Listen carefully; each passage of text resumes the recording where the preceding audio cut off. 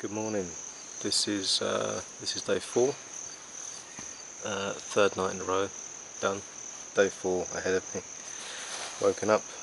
Didn't have a fire again last night. I again decided to conserve the firewood.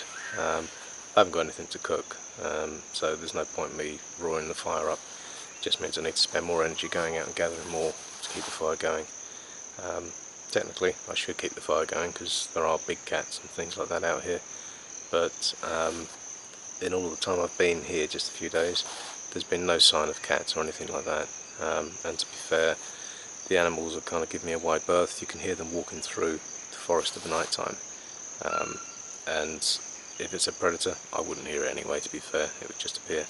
But whatever's walking is giving me a wide berth and working all the way around the back, and I've got the river to that side of me, all the way around the back and then appearing that side. So I'm not feeling threatened or concerned about the animals here at all.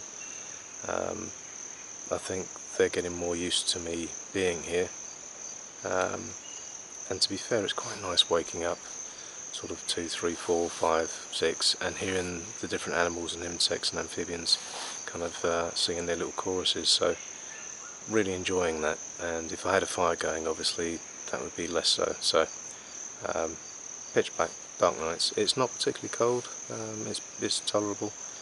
So anyway, that was last night. Today I'm going to go get myself some food today. I'm going to go chop down a palm and have a heart of palm to give myself some carbs, a bit of energy. Feeling pretty good, but you can feel over the few days everything kind of starts to contract. Everything also starts to slow down, which is fine. That's kind of lethargy and tiredness just kicking in. I'm going to go down and check my trap first thing.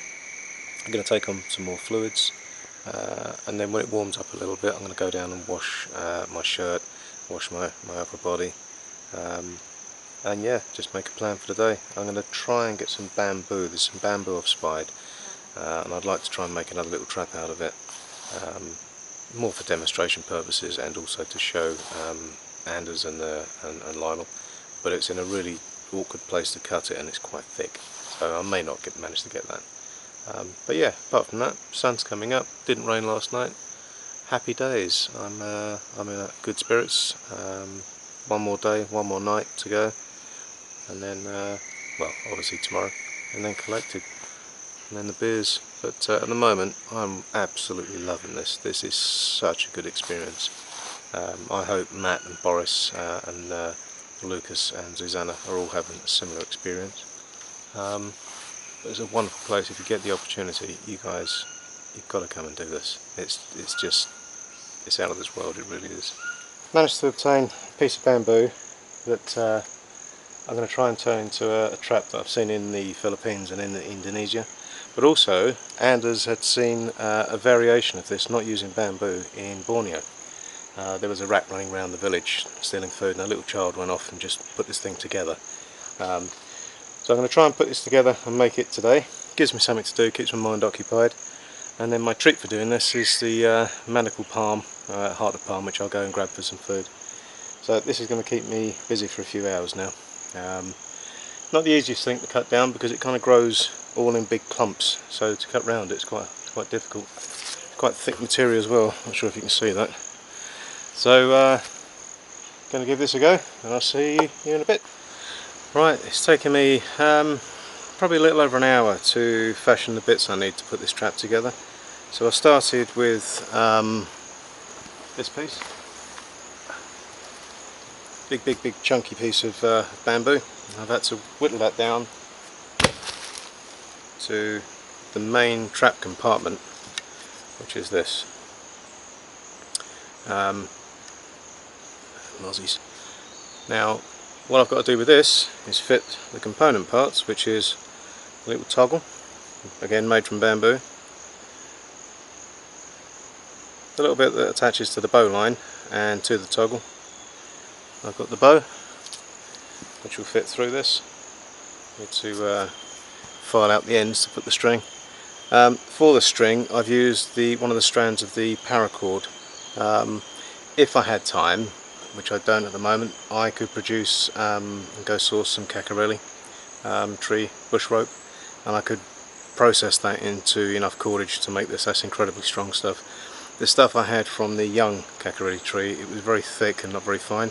Everything else I had I've used to bind up the ends of my bed, so I don't quite have enough of that to fulfill this purpose, but it's not really going to be used for catching anything. As I say, I just wanted to make it to show what could be made with the materials around, and then show Anders and Lionel, give something to them effectively from me coming here.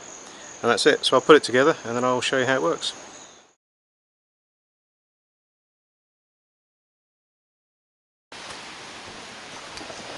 Well, this is the trap.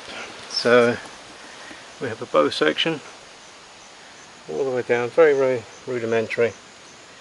A section where there's a little noose on the inside, and then there's a trigger mechanism here, like a little paddle. As an animal goes in to get the bait that's inside here, what should happen is it gets triggered and the noose will activate and ensnare the animal. Let me give it a go and show you. So here we go, and then the animal's pulled up against the roof and will stay there until you come along to dispatch it or let it go or whatever. Fairly easy to set. Let's see if I can do it with the camera where it is. Try that. Working with natural materials, things always break, things always swell with the moisture, things always do what they want to do. I've not worked with green bamboo like this before for this purpose, but let's see, we go again. Goes in, pushes a little paddle and off it goes. And there you go. This is found in the Philippines and Indonesia, and as I say, Anders came across a variation in Borneo too. Thank you. But this is for you guys to keep if it's not being ruined. Oh, we love these things. Oh, that's the trap. Yes, it gets wrapped. Yeah, rat, snake, lizard. If you can get wider diameter, you can put it in and get crabs as well. Oh, I caught a crab as well. Right, so that's that. Now I'll pick it up and show you. That's the noose. But this is horrible stuff to work with, this paracord. Okay, so the idea is that noose would go untwisted around, and the idea is you've got a toggle stick in there, which is this thing here. You put bait at the back, and then animal comes through, dislodges the toggle stick. It's got damp as well, and then that pulls it up, and the animal can't get out. If it's past its hind forelegs or its gills or whatever, it can't physically get back out. So you guys can keep this and dismantle it and look at it and whatever you want, if it's of any use to you.